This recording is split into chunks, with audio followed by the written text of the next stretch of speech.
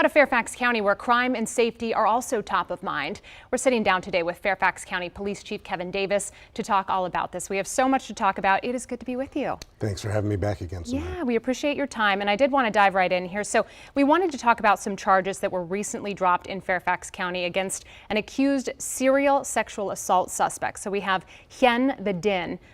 His trial, it was denied basically for an incident in Chantilly. And meanwhile, we had victims pouring their hearts out. We've heard you specifically say he's a true predator. You've called him public enemy #1. And I wanted to get your reaction here to that being dismissed. Well, Simone, he remains a predator. And the hearing was a preliminary hearing, and preliminary hearings determine if there's enough probable cause to go to trial. Okay. So I am convinced that we have solid evidence to bring this case to trial. So hopefully that charge will be revisited with the Commonwealth's Attorney's Office.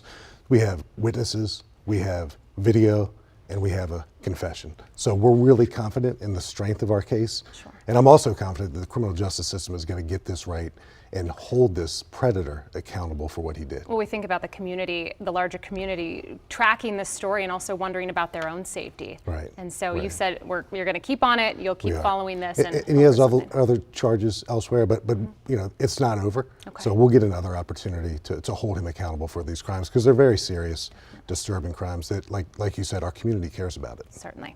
All right, let's turn to the Tyson's Urban Team Unit. You've taken down another organized theft ring from New York and recovered thousands of dollars in merchandise. Some of that merchandise was from this area. What's your reaction to that? So it was another theft crew that made their way to Tyson's from New York. And we've seen in the past few months some crews that make their way to Tyson's from Philadelphia, from New York. Sure. And they're engaged in a conspiracy theft scheme. And thankfully we were able to identify several bad actors from New York who came down here. It was actually over $15,000 worth of merchandise. We're showing you some of that merchandise right now, and you can get a feel for just some of the businesses that took a hit locally, and it's good to see some resolution here, someone being held. I think what you see, Simone, is designer jeans and sunglasses and purses. We have a really close relationship with the loss prevention community at Tyson's. And just to give everyone just a reminder how big and active Tyson's is. Disney World in Orlando sees about 50 million visitors a year.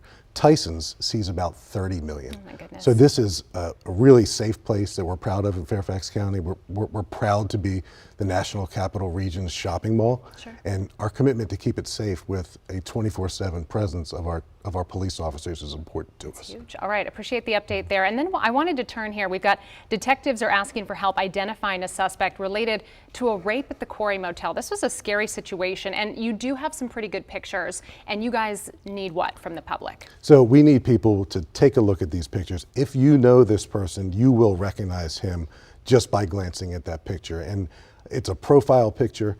We're determined that we're going to solve this crime with help from the community. To be clear, those pictures were not the person that we're looking for, but we will keep an eye. We've got some images on our website, so we'll get you some of those. And they're more profile pictures, right? You see him kind of walking down the street. Yeah. He's got here we go. He's got a backpack on.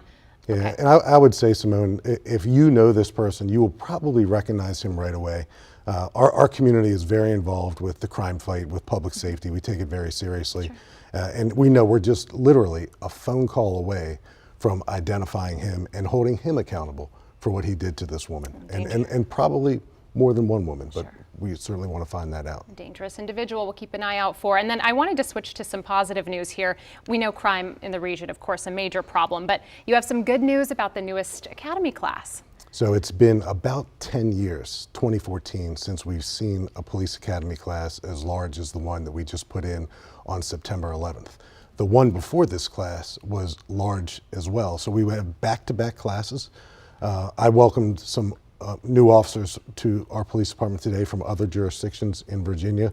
So we're treating our police applicants like family right away, and we're introducing them to not only the FCPD community, but to policing as a profession and a culture, and we're seeing some success. Okay, real quick before I have to let you go, it's getting darker earlier, and pedestrians, we want to keep an eye out for them, encouraging safety. One tip you could share, what would it be? Our pedestrian deaths are way down this year. We want to keep it that way. Wear bright clothing, wear some type of reflective devices if you can, and remember that the cars can't necessarily see you. All right, I appreciate your time today. Again, Fairfax County Police Chief Kevin Davis joining us. We look forward to seeing you again next month. Thanks, Samantha. All right, we'll send